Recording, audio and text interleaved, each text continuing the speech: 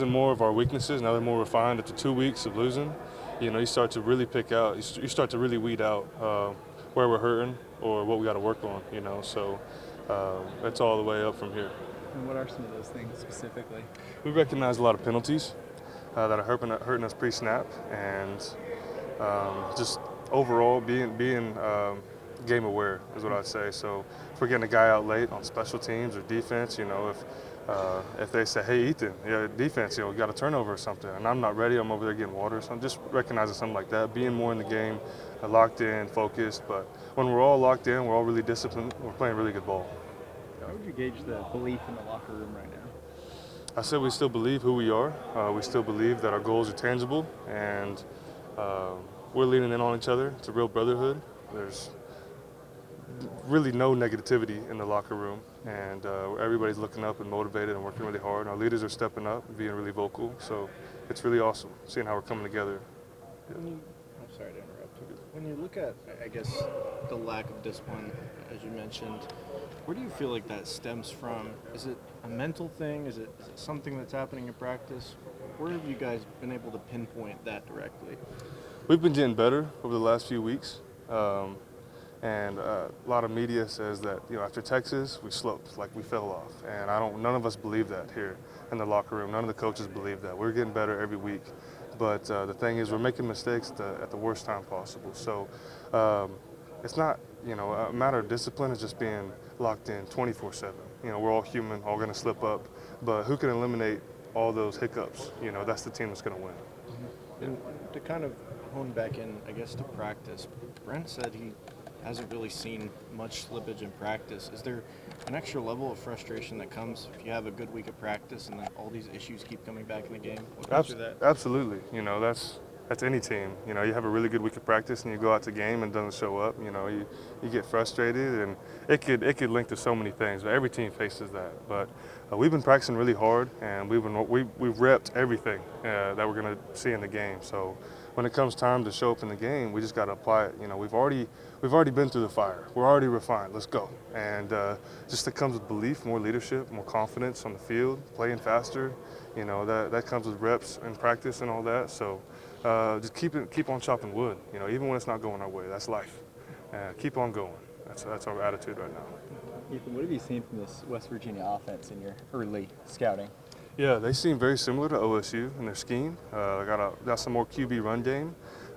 Very disciplined offense and defense. They've had a lot of games where they come up really close on the score, and they're really talented. Any team could beat us, but especially them if they play their good, disciplined ball. We got to be on top of how we play, and thank God for another round. Like I said, it's a really similar scheme that OSU did. So getting a second chance at that, get to redeem ourselves a little bit, and to put it on tape. And we don't have to make the game close. Really believing in ourselves, offense, defense, special teams. Triple braided cord is what we call it, and really applying it on game day. That's what we're looking forward to. Yep. A lot of people overreact after a loss, but you guys still have a lot to play for this season, right? Absolutely. Yeah, our goals are still in front of us. We don't like that we have to hope, for something else to slip up for us to make it to the Big 12. But we're on the road right now.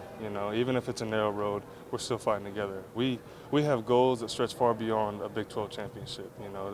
That we're creating a legacy here. We got a standard to uphold, and if we get to the championship, that would be amazing. That's one of our goals to achieve. But we've got lots of goals ahead of us that are greater than a Big 12, So just continuing to chop wood, continuing to work, continuing to go back, dive into the fire,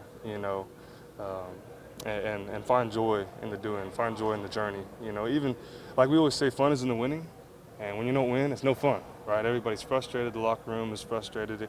There could be some negativity that sparks up, but our leaders have been really good at edging that out by keeping everybody confident.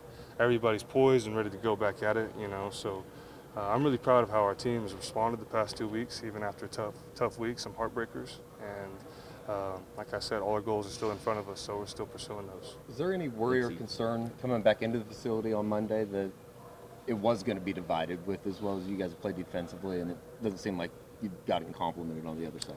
I would say right after the game in the locker room, everybody's emotional and upset and heartbroken. But even in that time where we're vulnerable and we're really emotional, we came together prayed together.